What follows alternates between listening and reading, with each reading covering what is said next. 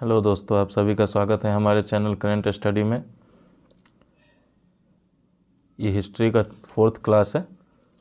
आज का प्रश्न है, सुनक पिटक के संदर्भ में निम्नलिखित में से कौन सा कथन सही है।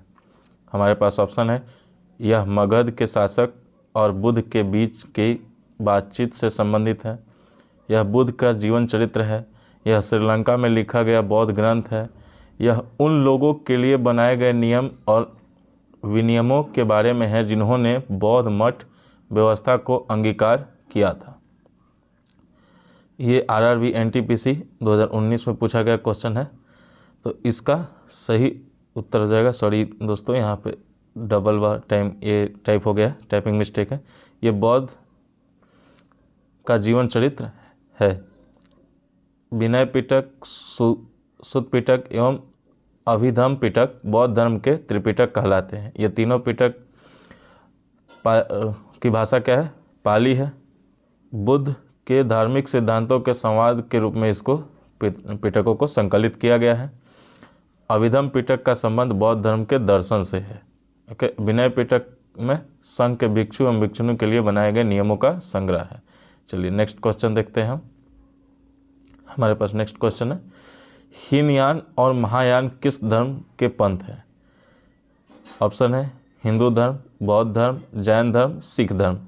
तो दोस्तों ये आपको हीनयान और महायान बौद्ध धर्म के, यहाँ आंसर गलत है, बौद्ध धर्म के पंथ है। हीनयान महायान बौद्ध धर्म की शाखाएं हैं।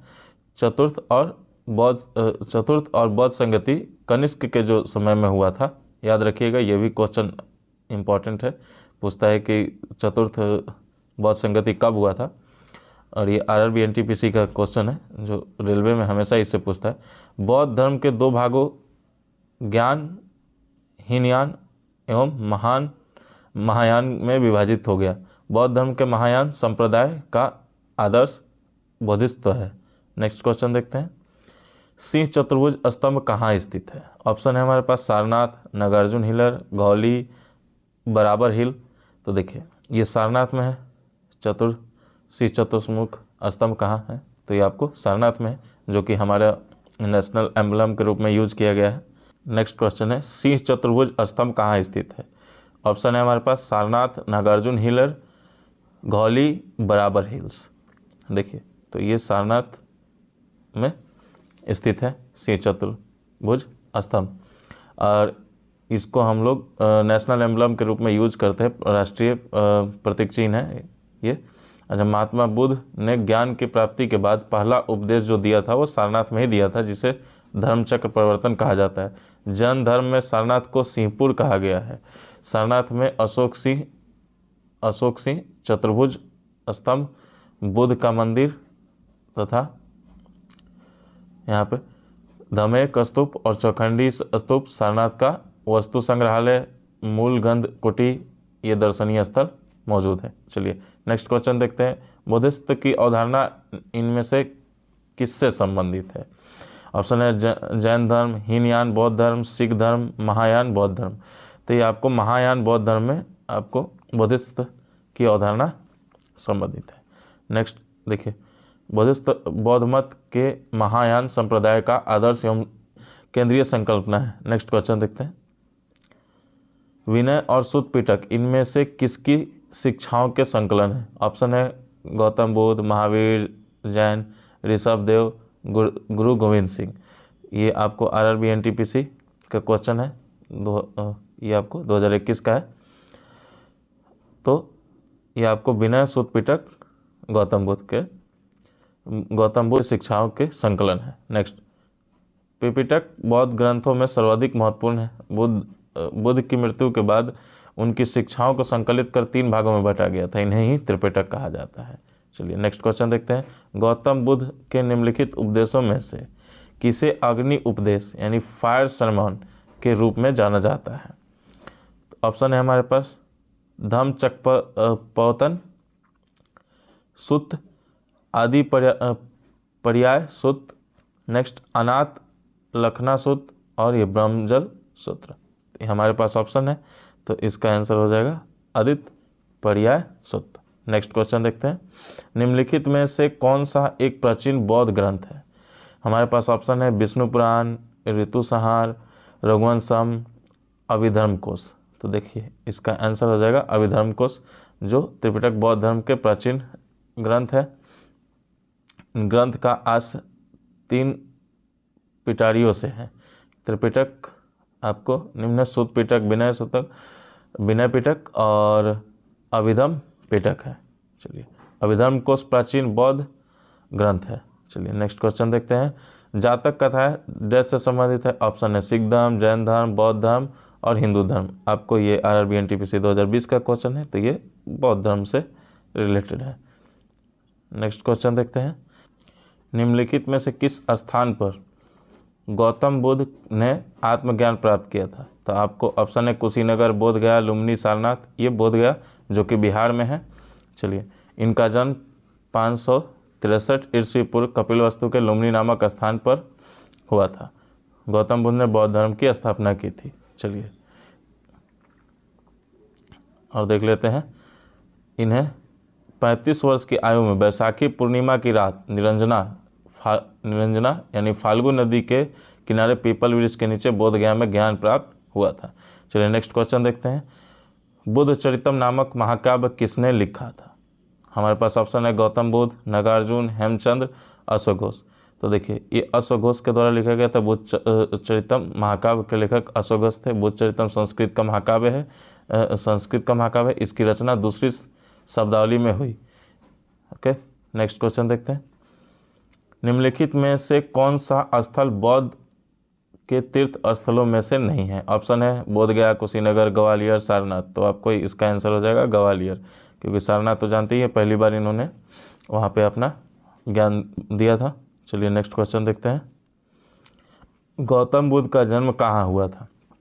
ऑप्शन है अयोध्या, वैशाली, लुम्बिनी, मगध। तो ये आपको लुम्बिनी में हुआ था। गौतम बुद्ध बौद्ध धर्म के संस्थापक थे। इन्हें एशिया का ज्योति पुंज यानी लाइट ऑफ एशिया कहा जाता है। गौतम बुद्ध का जन्म 563 ईसा पूर्व कपिलवस्तु के लुम्बिनी में हुआ था, जो वर्तमान में भी नेपाल में स्थित है। ओके इनके पिता का नाम सुदोधन शाक्य गण के मुखिया थे। माता का नाम महामाया और मौसी प्रजापति गौतमी थी। इनके बचपन का नाम सिद्धार्थ था। गौतम बुद्ध का विवाह 16 वर्ष की अवस्था में यशोधरा के साथ हुआ। इनके पुत्र का नाम राहुल था। चलिए नेक्स्ट क्वेश्चन देखते हैं, उस बौद्ध ग्रंथ का नाम बताइए जिनमें भिक्षुओं के लिए नियमों का उल्लेख है। ऑप्शन है हमारे पास में त्रिपिटक, विनय पिटक, अभिधम पिटक, सुत पिटक। ये भी RRB NTPC 2021 का क्वेश्चन है, तो इसका आंसर हो जाएगा विनय पिटक। बौद्ध धर्म के बारे में विशद ज्ञान त्रिपिटक, ये तीनों पिटक से मिलता है, प्राप्त होता है।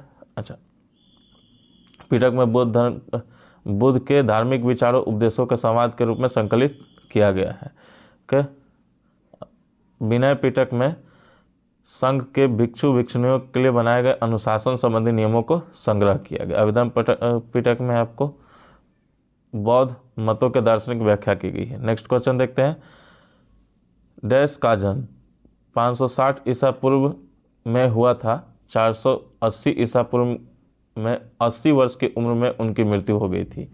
अच्छा, ये ऑप्शन है हमारे पास महावीर, हर्ष, बुद्ध, अशोक। तो ये भगवान बुद्ध का जन्म हुआ था 560 ईसा पूर्व और 480 ईसा पूर्व में उनका देहांत हो गया था। 563 ईसा पूर्व में लुम्बिनी के कपिलवस्तु में इनका जन्म हुआ था। 80 वर्ष की अवस्था के बाद 483 ईसा पूर्व में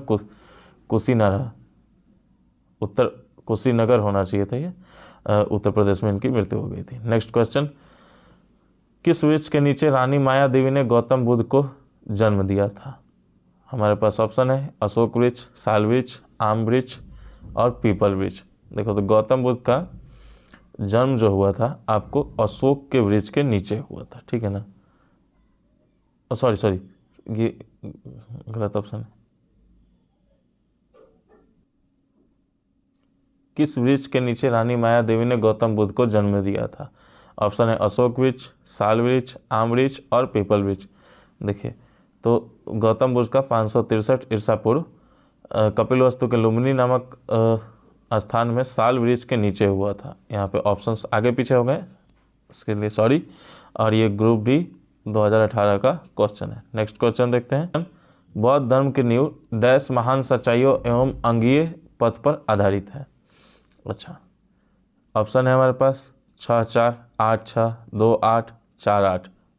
तो देखिए ये 4 आर्य सत्य और 8 यानी कि हमारा ऑप्शन डी सही है, ठीक है ना।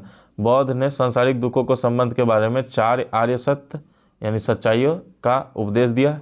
इसे संस्कृत में चत्वारी आर्य सत्यानी और पाली में चरित अरि सच्चनी कहते हैं। नेक्स्ट क्वेश्चन देखते हैं। त्रिपिटक पवित्र धर्म ग्रंथ कौन से धर्म से संबंधित है? हमारे पास ऑप्शन है हिंदू धर्म, जैन धर्म, पारसी धर्म, बौद्ध धर्म। तो इसका आंसर हो जाएगा बौद्ध धर्म से संबंधित है। नेक्स्ट क्वेश्चन देखते हैं। त्रिपिटक डैश उपदेशों का सबसे पहला संग्रह है। ऑप्शन जैन धर्म, बौद्ध धर्म, हिंदू धर्म, आर्य धर्म। आर्य। तो देखिए त्रिपिटक जो है बौद्ध धर्म का के उपदेशों का पहला संग्रह है। हमारे पास नेक्स्ट क्वेश्चन है। गौतम बुद्ध ने अपना प्रथम प्रवचन कहाँ दिया था? ऑप्शन है कुशीनगर, पाटलिपुत्र, सारनाथ, वैशाली या आर विजयी का क्वेश्चन है 2014 का। तो ये सारनाथ में दिया था उन्होंने। सारनाथ वाराणसी से 10 किलोमीटर उत्तर पूर्व में स्थित एक प्रमुख बौद्ध तीर्थ स्थल है। ज्ञान के प्राप्ति के पश्चात भगवान बुद्ध ने अपना पहला उपदेश यही दिया था।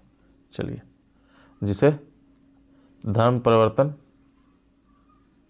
धर्मचक्र प्रवर्तन नाम दिया जाता है। बौद्ध मतों के प्रचार प्रसार का आरंभ यहीं से हुआ था।